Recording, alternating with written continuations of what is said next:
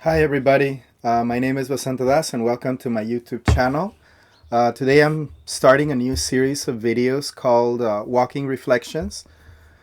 So this one, the first one, is going to be about the eclipse coming up very soon on the 8th of April. I thought to, just walk with you and invite you to the surroundings of our home.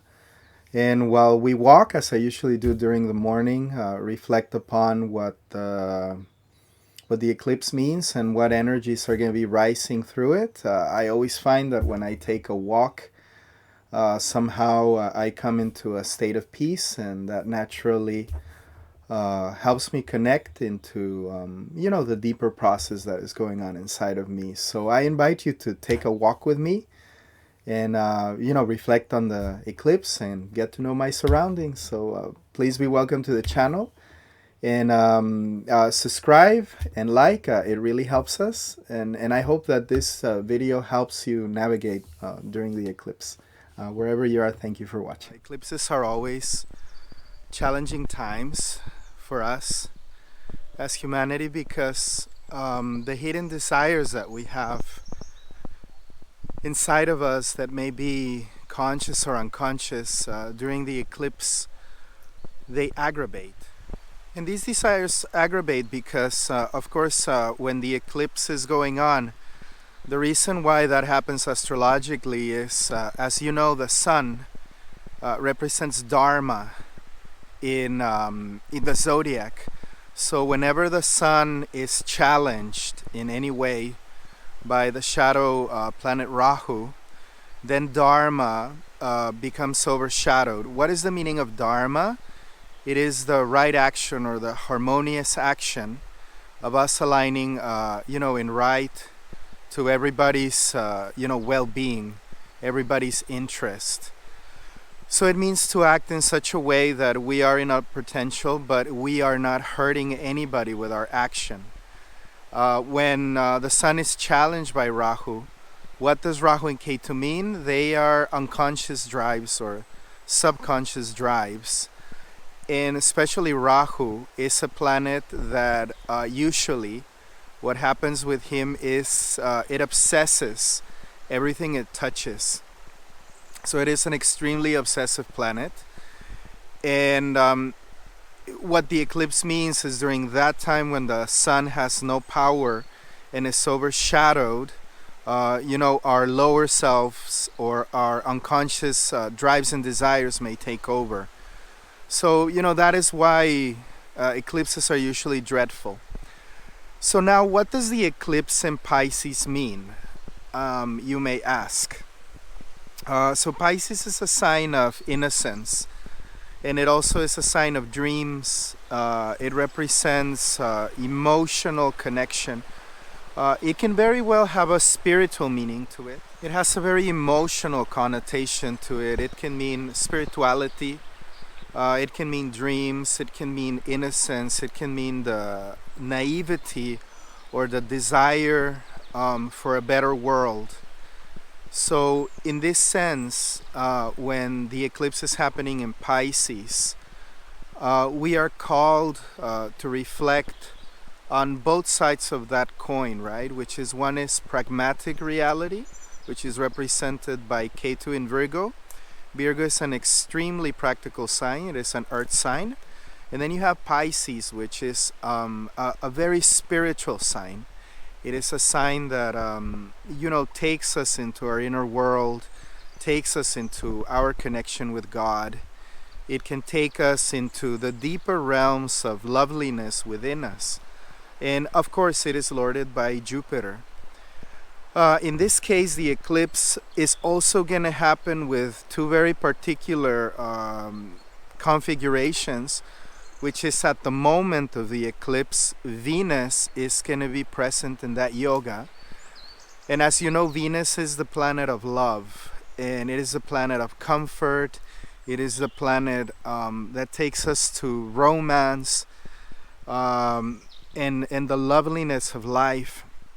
So Venus being exalted in Pisces may take us to to wanting to be in a state of being almost spiritually in love, or what many people call like a spiritual infatuation. And while Rahu is being present in that yoga, what can happen is we can get confused between real spirituality, which is our connection that is transcendental, our connection with God.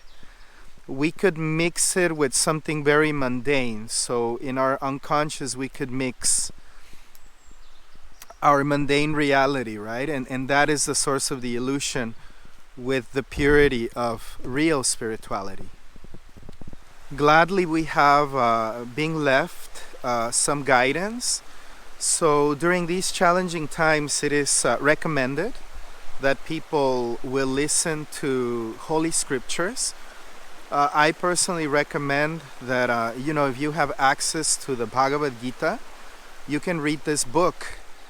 And especially chapter 4 and chapter 14 will be very helpful during the times of the eclipse. On chapter 14, for example, we will hear the narration of how material energy works, and how by engaging in devotional activities, immediately we can start entering the realm of not producing karma or engaging in the karma of the world. What you must understand about eclipses is that no matter what you do, that music is playing in the cosmos. So inevitably, whatever is happening, it will affect us. It will affect us all. And if we get carried away by that wave, we might end up entangled in perhaps unpleasant situations. So it is always good to know that there is a remedy. So as the Bhagavad Gita proposes, the best remedy to not get entangled in material life, of course, is to perform devotional service. So there are many types of services that one can perform, but the practical one that is always available for us anywhere we are is, of course, the chanting of the holy names of God, the chanting of mantras. So during the eclipse, try to listen to mantras. During the eclipse, try to listen to the Maha Mantra, or you can also listen to the Om Namah Shivaya mantra. Any of these mantras will keep you in good consciousness, as well as the reading of scripture.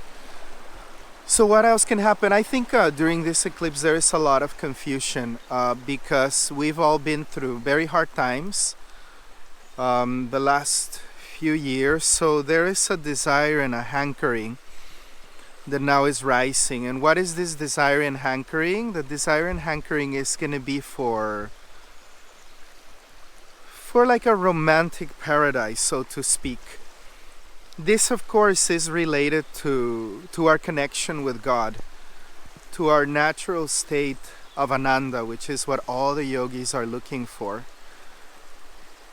And sometimes that can be correlated to a misconception where we try to make that transcendental reality, live out or play out in a mundane way in this world.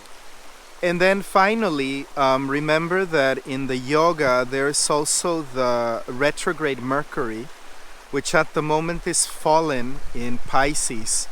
So usually when we study Vedic astrology, we know that when a fallen planet meets together with an exalted planet, so in this case Venus is exalted in Pisces, the fallen planet obtains something called Nicha Bhaga, which is it is taken out of the debilitation by the exalted planet, in this case Venus. So the problem right now with Mercury in that retrograde during the eclipse is that Mercury is going to be in a position of the zodiac called Gandanta, and it is retrograde. So not only is it fallen, it is retrograde, and it will be in the dreadful Gandanta. Gandanta points are the points of stress of the zodiac, and they come at the end of water signs and the beginning of fire signs. So Mercury will be in such position during the eclipse, which can, itself, it tells us a lot about the condition of the times. So previous to the eclipse, what you will notice is that, things or energies start to be very weird. You will notice that the people around you are unsettled, that their moods swing, that the communications that you try to have where people are misunderstood, or you mean to say something and is it misinterpreted, or you're not heard. Overall, this eclipse has a very idealistic tone to it. So it may be that even though we would want a certain outcome, what happens is, even though all the pragmatic, practical indications are there that it's not going to work out, we might very naively hold on to an illusion, which is, I think, what the eclipse speaks to us about. I think in a very big sense it will awaken the wounded child inside of many people. So inner child work is going to be very much in the spotlight during this eclipse. So inside every one of us there is, and very nearby our soul, by the way, there is the innocence of a child. And that innocence, of course, believes in goodness, it believes in love. That innocence believes in a better world, and it believes in being very nearby that pure source of Ananda, right? That hankering for that is going to be very much in the spotlight during the eclipse. So, we could go many ways about it, but if we go about it in a material way, which is by approaching materially oriented people, instead of solving a problem, we might be making it bigger. So the recommendation for this eclipse, as I've told before, is try to be in peace, try to practice yoga, try to be listening to mantras all day long. If you have access to lectures by holy people, try to listen to that. If you have access to the Puranas or the holy texts, try to always advance. Usually eclipses have a very, they have their tone of warning for humanity, because they're points of concern, because Rahu is obsessive and he's not thinking a lot.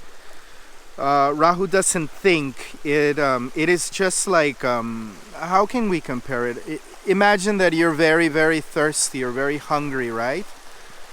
And you haven't drank or eaten for a couple of days.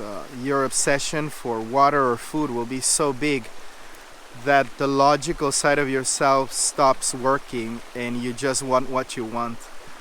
So right now during this eclipse, that hankering for a perfect love or for perfect romance or for paradise, all of that is going to be very, very exalted. So just my advice would be, don't get confused between material opportunity, which is temporary, and that which is transcendental. If you read the Bhagavad Gita, in chapter 4, it is said that in order to know the truth, one must approach self-realized souls because they have seen the truth, and therefore they can convey the truth to us. Self-realized souls, they are not having that veil of illusion over their minds and their hearts, so they can accurately guide us to that which is transcendental and real. Eclipses have also that boon and blessing that if we do spiritual activities during them, then those activities become magnified. So during this eclipse, try to do that. It is recommended that during days of eclipse, we shouldn't go out a lot from our home. We try to keep indoors. In Europe, it'll be late at night, and in America, it'll be during the day. So remember that this eclipse is going to come very loaded. and that you may feel overwhelmed, the people around you may feel overwhelmed, just try to remember that inside of every adult or every human being, right, there is a very tender soul that needs to be seen, that requires attention and nurturing. The eclipse happens in the nakshatra of Revati, which the theme of the nakshatra is naturally nurturing. The key word is nurturing, and spiritual nurturing at that. So it is the cry of the soul to be heard, the cry of the soul to be healed, the cry of the soul to be loved, and that can be obsessed. And of course the vehicle that we can use to try to satisfy it may be a material one, which will end up in trouble, right? In insatisfaction and trouble, because it's temporary. So especially during this eclipse, my advice and prayer is that everybody should try to approach the spiritual side of life, and that by following the instructions of the Bhagavad Gita. Again, the instructions are contained in chapter 4 and chapter 14. So during this eclipse, try to read those chapters. The book is easily available, free, online. You can find it everywhere. So you are always with resource. If you would like a source of mantra, you can visit my channel. There's many mantras there, and you can just loop it throughout the day. They're chanted by devotees, so even the potency of the mantra will be very strong, since the yogis are chanting it. The mantras that are contained in our site are being sung by people that deeply practice the spiritual path daily throughout the day. So they're all people dedicated to sustain and maintain purity. So with my best wishes for you during this eclipse, these are my reflections on it, and I try to give a little bit of what we have learned by the grace of our Guru, so that you can also benefit wherever you are. So also do remember that during this eclipse we have the fact that Mars and Saturn are going to be conjunct in Aquarius only 2 days after. So that makes up for a very interesting constellation of events that will be happening one after another. I would say until the 11th of the month, it is a pretty dangerous time to make any traveling or any important decisions. So please try to be mindful of that, and remember that you don't need to rush into anything, even though the emotion inside of yourself might be overwhelming. Remember to breathe, remember to be calm, and remember always that above the layer of the material modes of nature, above and beyond, and the basis and the underwater of everything is spiritual love, pure love. So try to connect to that pure love and that essence by prayer and mantra, and you will be okay. So my next video is going to be about the reflection on the Mars and Saturn conjunction in Aquarius, and that'll go up pretty soon. Wherever you are, I pray that may the goddess of love be with you. And from my side, Hare Krishna and Radhe Radhe.